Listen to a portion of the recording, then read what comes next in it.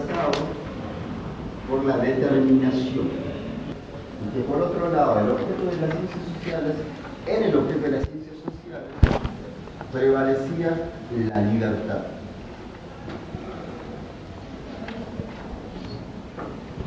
Ahora volvemos a leer marcado que esta distinción dicotómica, necesidad y libertad, apuntaba al aspecto ontológico o al aspecto relacionado con el objeto de estudio. Entonces, en el siglo XIX, repito, para que se ubiquen acá, planteó que las ciencias naturales, el objeto de estudio, acá, estaba totalmente determinado. O su modo de devenir era el del ser, siguiendo a Evandro Agassi. Su modo de devenir era el de ser. Estaba en el mundo del ser, no del deber ser. O sea que las piedras caían por la determinación. Que el mundo estaba determinado o seguía un cierto orden, y ese orden es inherente a las cosas.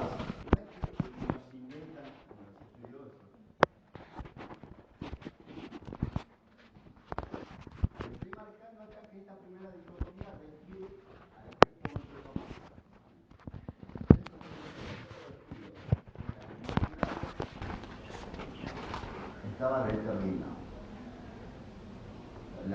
Las relaciones entre los elementos naturales seguían un cierto orden, una cierta regularidad, y esa regularidad era propia del mundo, por eso nivel ontológico. En cambio, el mundo social estaba regido por la libertad. O sea, las acciones de los humanos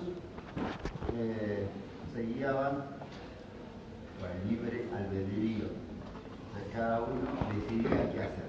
La piedra, hablo de la determinación del mundo natural, porque la piedra no puede decidir qué hacer.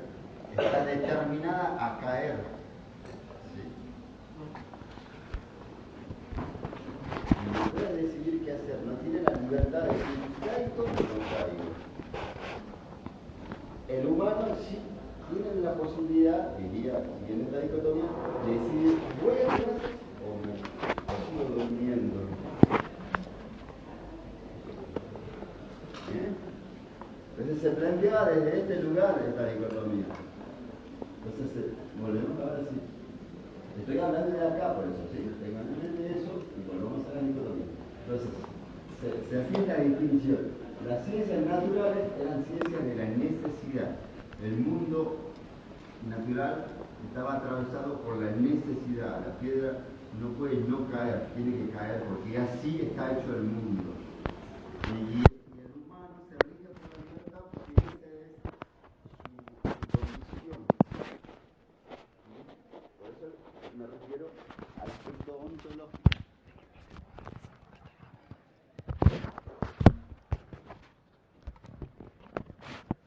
Bien, ¿qué dice Bruce ante esto?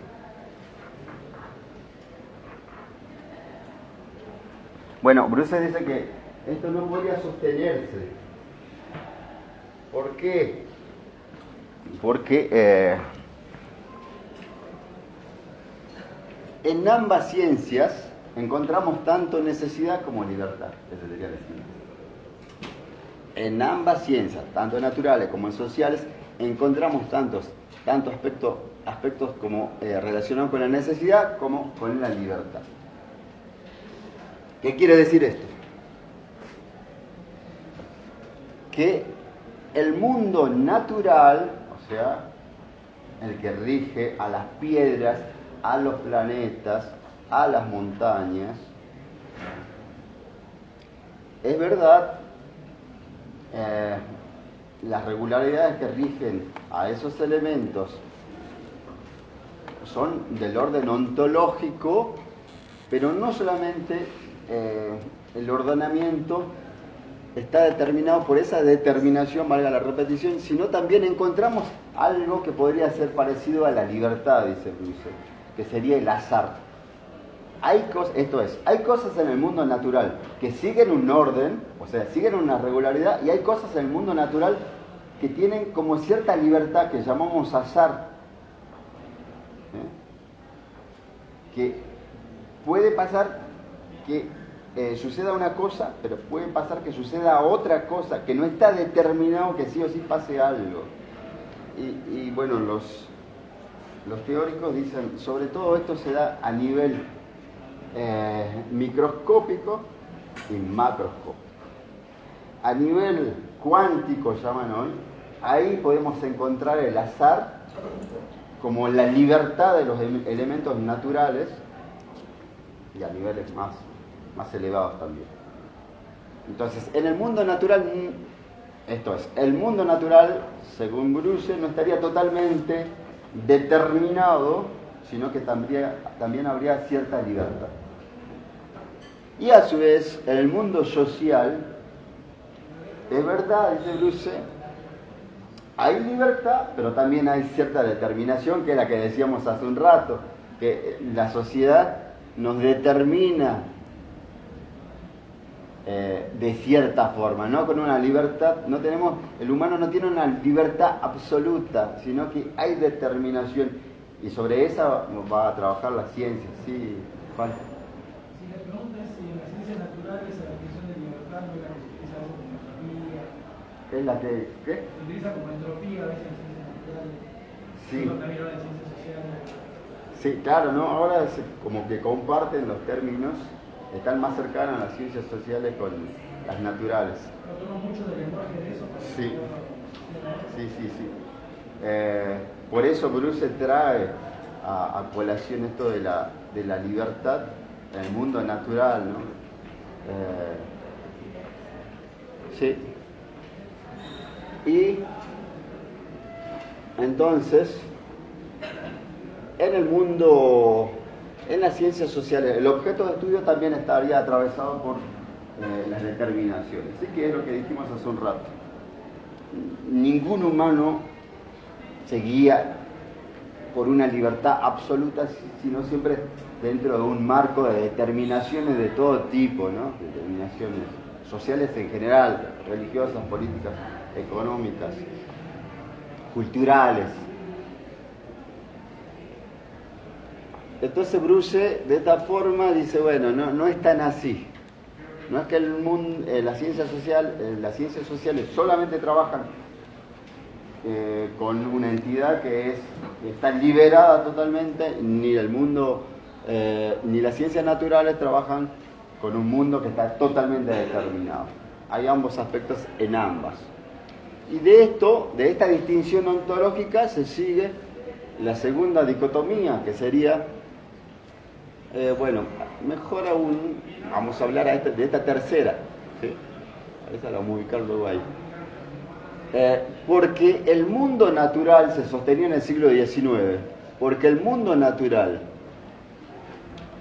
está totalmente determinado, es posible encontrar leyes. Nomos, recuerden que siempre les digo, significa ley. Entonces, se podía encontrar leyes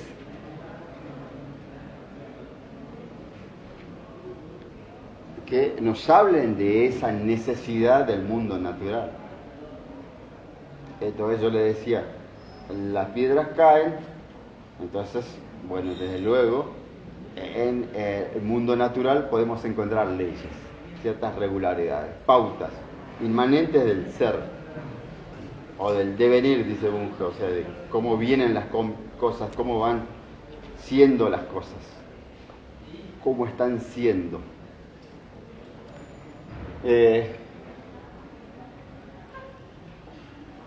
Porque hay necesidad y las cosas se van a repetir, le digo, ¿no? Pues las cosas se repiten. Si hay necesidad es porque se van a repetir. Y si se repiten podemos encontrar esas leyes.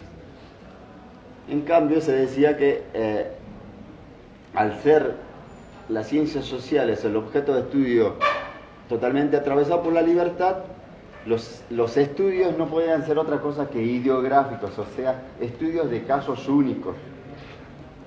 Porque si no hay regularidades, y si los elementos sociales actúan de forma diferente, regidos por una libertad, entonces los estudios siempre van a ser estudios únicos.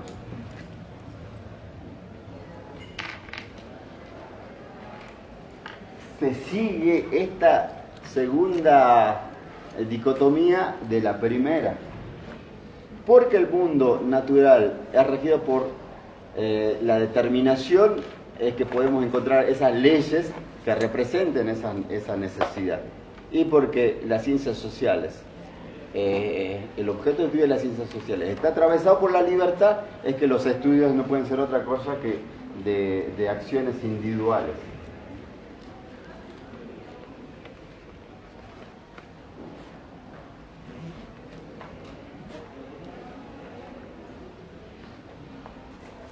No sé si se llega a entender. Yo no podría, siguiendo esta dicotomía, termino esto. Yo no podría, siguiendo esta dicotomía, hacer estudio de regularidades si yo planteo que el mundo social está atravesado por la libertad y cada uno tiene la libertad de actuar de forma diferente y va a actuar siguiendo sus propias inclinaciones. Uno hará una cosa, otro hará otra cosa, otro hará otra cosa. No podré encontrar regularidades. Cada uno pensará y actuará de forma diferente. Entonces tendré que estudiar, el comportamiento individual acá. ¿Sí? Después acá. Todos estudios individuales. Cambio, en el caso de las piedras, no, porque las piedras van a actuar siempre de la misma manera, entonces puedo encontrar leyes que representen la caída de los cuerpos, porque siempre hay una necesidad que siempre pase y se repitan las cosas. ¿Entienden? Ahora, ¿qué es lo que dice Bruce? Otra vez, dice, bueno, no es tan así.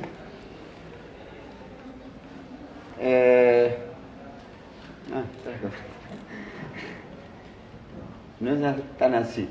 ¿Por qué? Porque tanto las naturales como las sociales son nomotéticas e ideográficas. Esto es, las ciencias naturales, es verdad, tienen la posibilidad de formular leyes, o sea, enunciaciones generales de las regularidades naturales, pero también hacen estudios de casos únicos, dice Bruce.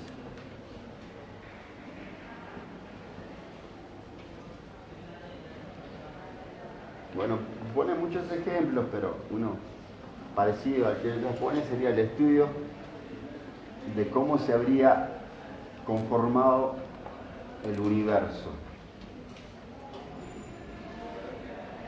La creación del universo, si es que tuvo una creación, tiene que ser única, es irrepetible.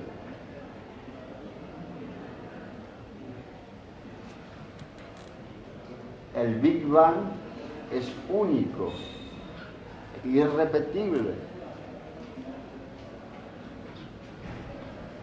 Entonces, Bruce dice, bueno, sí, es verdad, en ciencias naturales se pueden formular leyes generales de ciertas regularidades, por ejemplo, la caída de los cuerpos, pero también se hacen estudios de casos únicos, como la cosmología. Y, por otro lado, en ciencias sociales, es verdad, se hacen estudios de casos singulares, únicos, irrepetibles, como la historia, ¿no? La historia, efectivamente, hubo un 25 de mayo, y no se va a volver a repetir en las mismas condiciones. No se puede volver al pasado. Entonces son casos únicos, es verdad, dice, la historia hace uso y estudia de esta forma, procede de esta forma, pero también, siguiendo lo que habíamos dicho, también las ciencias sociales pueden formular leyes de hechos sociales que siguen las determinaciones a las que nos referíamos hace un rato. Porque si bien estábamos atravesados por la libertad, habíamos dicho que también estamos atravesados por las determinaciones sociales. Entonces, buscarán las ciencias sociales esas determinaciones. ¿Sí? O sea que si pueden formular leyes generales las ciencias sociales. De hecho, ahí tenemos dos ejemplos, Mercedes, para matizar.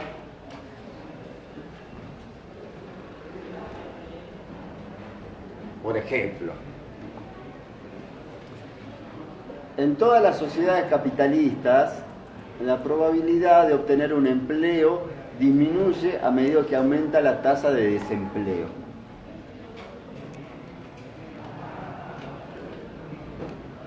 Entonces, Bruce dice, no es que las ciencias sociales solamente hagan estudio de casos únicos, sino también formulan leyes generales, se establecen enunciaciones generales.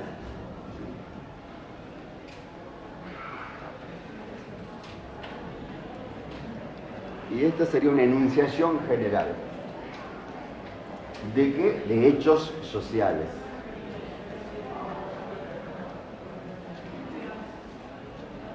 Y otro tipo de ley social sería, que podemos llamar correlación estadística, en una sociedad capitalista, a medida que aumenta la desigualdad, aumenta la inseguridad.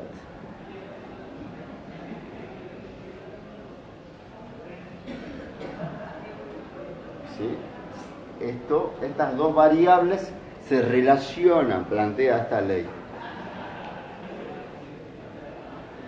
Bueno, entonces si los políticos tendrían en cuenta esta correlación estadística, cuando hay inseguridad, en vez de aumentar más policía, más patrulla, más eso, deberían priorizar buscar la igualdad, ¿no? Bajar la desigualdad. Porque en las sociedades más igualitarias hay menos inseguridad. Entonces, ante mayor inseguridad, no buscar por eso, solamente por esos lados, ¿no? Bajar ¿cómo se dice? La imputación de los menores, ¿no? Los menores siempre apuntando a eso, dicen, no, eso es, no, vamos a tratar de mejorar la condición de vida de la sociedad, ¿sí? Darle posibilidad de educación a los pibes, ahí, apuntar a eso, ¿no? Subir el sueldo a los policías, aumentar más policías, más patrullas, más cámaras de seguridad, más eso, no, es por otro camino. Pero bueno, generalmente los políticos, algunos no hacen caso a la ciencia, a la buena ciencia. Bueno, ejemplo de leyes sociales. Son de diferentes tipos, pero que las encontramos. Ahora sí volvemos, Mercedes.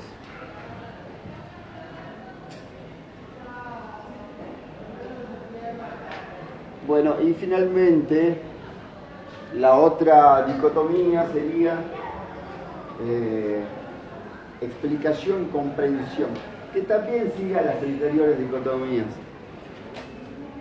Se sostenía en el siglo XIX que las ciencias naturales, al ser un mundo natural totalmente regido por determinaciones, se tenía la posibilidad de dar cuenta de los hechos naturales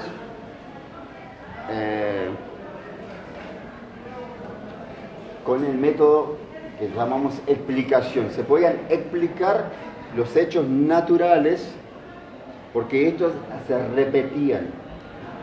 Acá el término explicación está relacionado con la búsqueda de regularidades. En cambio, la comprensión estaría relacionada con la interpretación de sucesos o acciones individuales irrepetibles.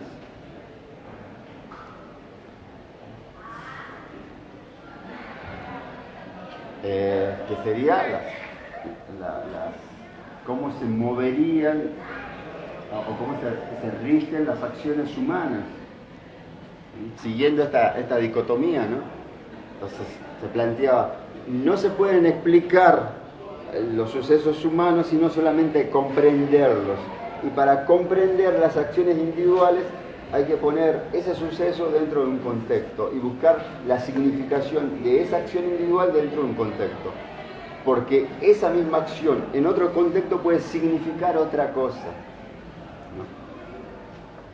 Y eso sería comprender, poner el elemento dentro de su contexto. Y bueno, los hermeneutas hablan en esos términos, ¿no? De comprender las acciones individuales, el significado de las acciones.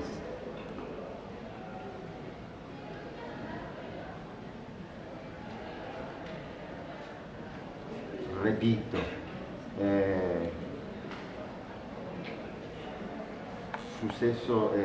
personas que están realizando la misma acción pueden estar motivadas por objetivos diferentes.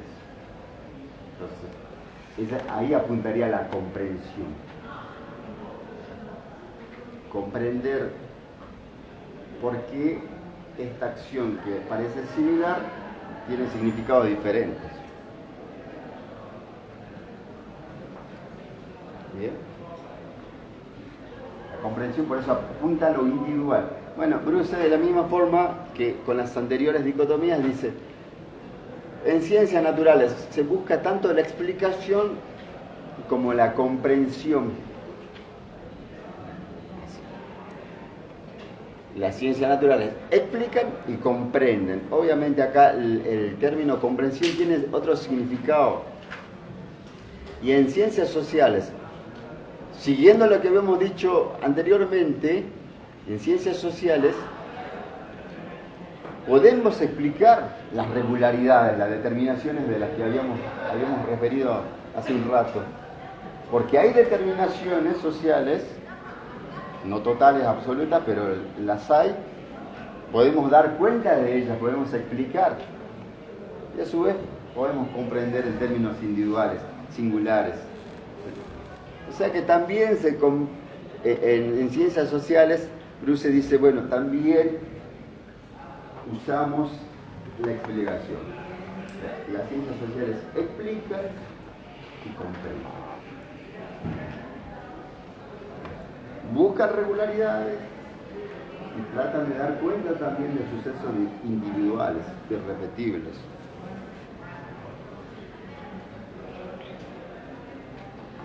Bueno, en todo caso, lo que debe quedar en claro es que Bruce plantea que estas dicotomías fueron usadas en el siglo XIX, que hoy no se podrían sostener. Pero de alguna manera, al hablar de ciencias sociales, estamos haciendo un tipo de discriminación. Entonces, hay que argumentar porque discriminamos en el sentido de separar, no discriminar.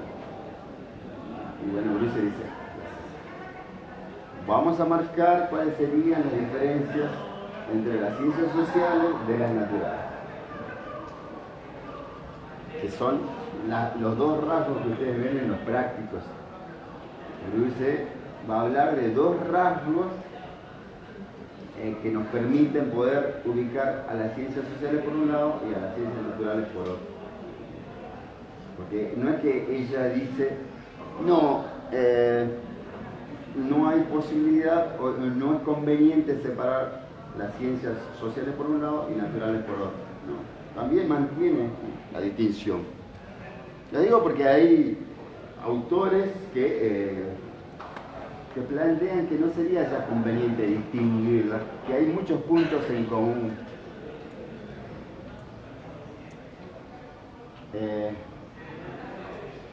¿Por qué hablar de ciencias sociales por un lado y ciencias naturales por otro? Inclusive, ¿por qué llamar exactas a una, entonces a la otra habría que llamarla inexactas? ¿Por qué plantear esa distinción?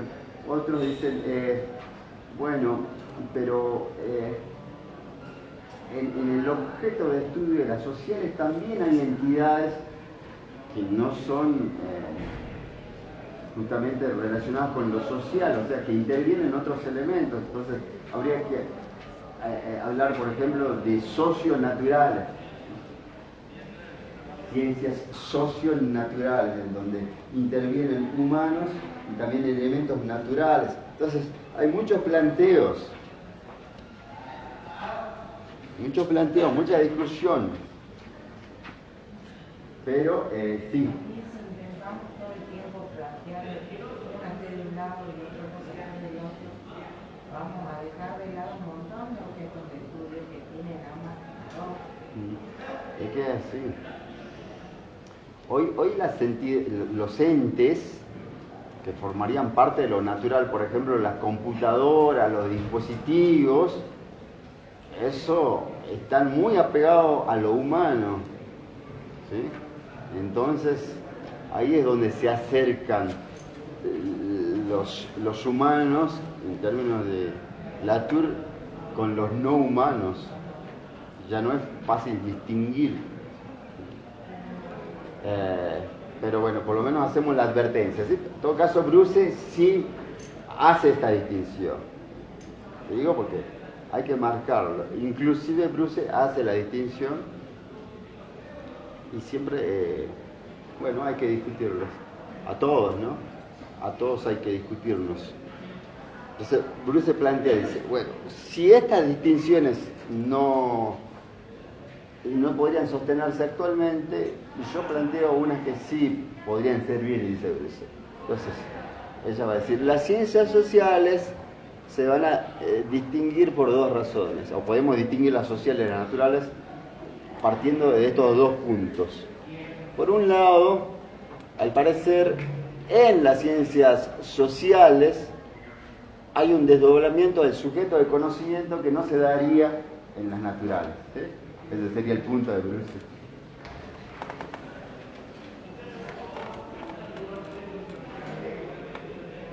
Entonces, está marcando, eso es lo que le quiero marcar yo, está marcando igual Bruce la distinción, sociales por un lado, en estos aspectos, y naturales por otro, ¿no? Entonces ella critica que en el siglo XIX las distinciones que se hacían en base a esos criterios no sirven mucho. Y plantea estos, que Bruce considera que sí, ¿no? Que lo vamos a ver ahora. Entonces dice, bueno, las ciencias sociales son distintivas, son distintas de las naturales, por un lado porque el sujeto de estudio se desdobla, y por otro lado, porque el objeto del conocimiento también se desdobla.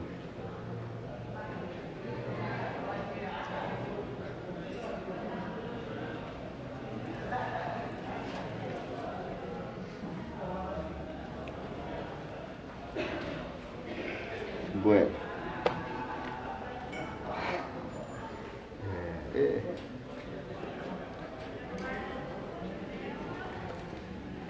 A ver.